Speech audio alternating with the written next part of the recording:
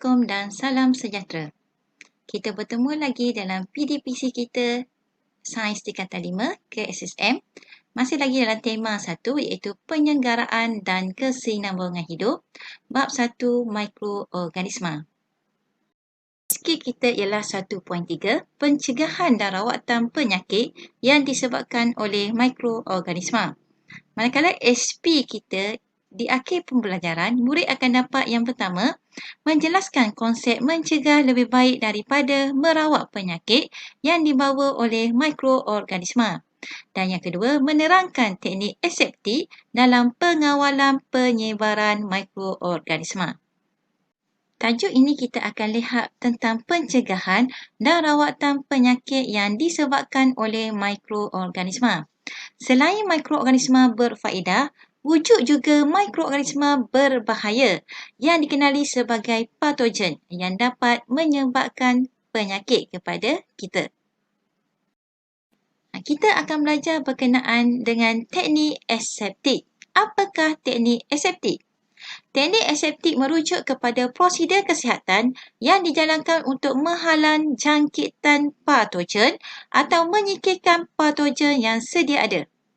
Oleh yang demikian, teknik aseptik adalah bertepatan dengan ungkapan mencegah lebih baik daripada merawat. Hal ini bermaksud mencegah seseorang daripada dijangkiti oleh patogen adalah lebih baik daripada merawat seseorang yang telah dijangkiti oleh patogen tersebut. Anak-anak boleh rujuk kutip buku surat 33, Raja 1.35. Terdapat 5 jenis teknik aseptik. Yang pertama ialah pensterilan, yang kedua pendidihan, yang ketiga penggunaan antiseptik, yang keempat penggunaan disinfektan dan yang kelima penggunaan sinaran. Kita akan lihat setiap teknik ini. Aseptik yang pertama ialah pensterilan. Apakah proses pensterilan? Pensterilan bermaksud proses membunuh atau menyingkirkan mikroorganisma daripada sesuatu objek atau persekitaran. Kaedah pensterilan bergantung pada jenis mikroorganisma yang akan dimusnahkan atau disingkirkan. Penapis mikron pula digunakan untuk menapis zarah-zarah seni dan mikroorganisma yang bersaiz 0.1 mikrometer sehingga 10 mikrometer daripada air atau cecair. Contohnya, suhu di dalam autoklaf yang melebihi 130 darjah Celsius dapat membunuh mikroorganisma dan sporanya. Antara kaedah pensterilan ialah haba menggunakan autoklaf, bahan kimia contohnya sabun, sinaran contohnya sinar ultraviolet, tekanan tinggi contohnya periuk tekanan dan penapis contohnya penapis mikron. Ini adalah kaedah-kaedah proses pensterilan. Anak-anak boleh rujuk kutip buku surat 34, Raja 1.36 untuk memahami kaedah pensterilan. Aseptik yang kedua ialah pendidihan. Pendidihan air pada suhu 100 darjah Celsius lazimnya digunakan untuk membunuh mikroorganisma pada objek kegunaan harian seperti botol susu, jarum suntikan dan peralatan doktor gigi. Teknik aseptik yang ketiga ialah penggunaan antiseptik. Apakah antiseptik? Antiseptik merupakan bahan kimia yang dapat disapukan pada permukaan kulit atau luka untuk mencegah jangkitan patogen. Contoh antiseptik ialah acrylamide avine iaitu ubat kuning, Providon dan alkohol isopropyl 70% iaitu IPA. Sesetengah antiseptik seperti acrylamide avine dan Providon dapat membunuh mikroorganisma dan setengah lagi aseptik seperti propylavine menyekat atau menghalang pertumbuhan mikroorganisma.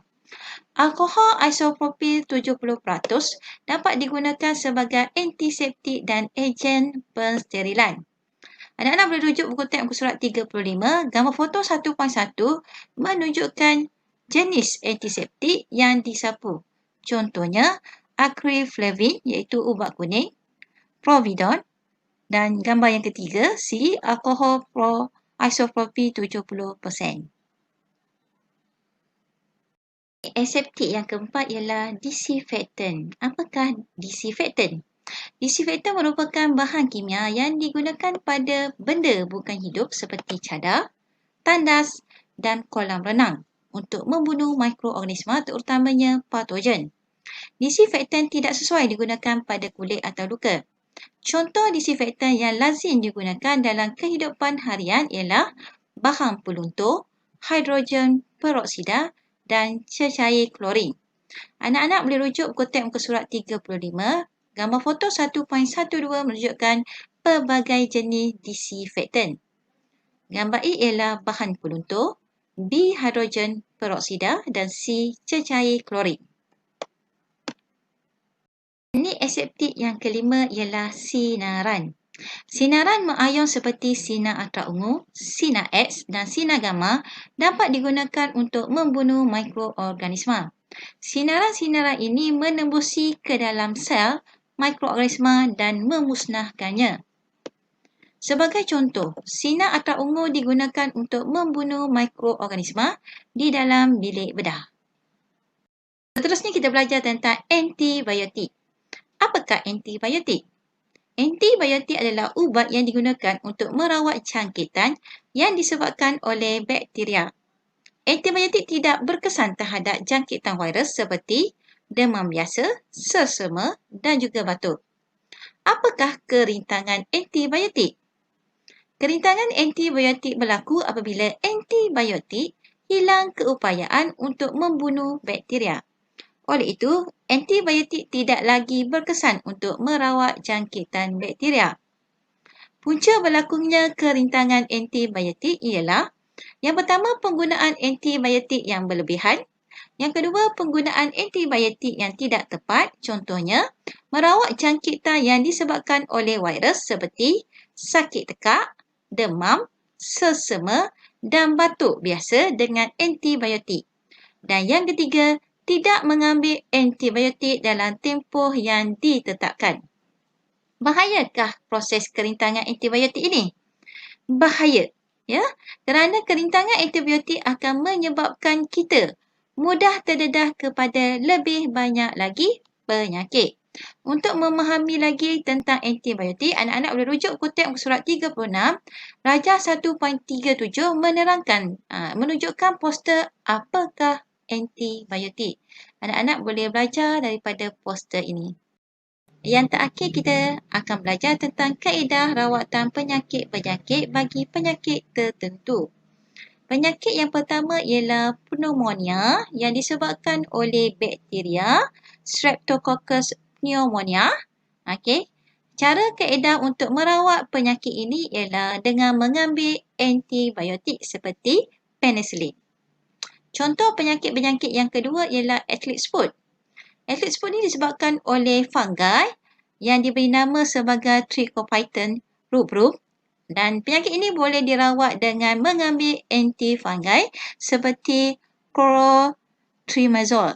Manakala penyakit-penyakit yang ketiga ialah kayap yang disebabkan oleh virus yang diberi nama Varicella zoster yang dirawat dengan antiviral seperti acyclovir. Okay, anak-anak boleh rujuk buku teks muka surat 40 bagi memahami kaedah rawatan penyakit berjangkit. Bagi meningkatkan lagi pemahaman anak-anak tentang tajuk ini, anak-anak boleh cuba menjawab soalan latihan yang diberi. Itu saja bagi tajuk yang pertama, mikroorganisma. Selamat belajar dan jumpa lagi. Bye.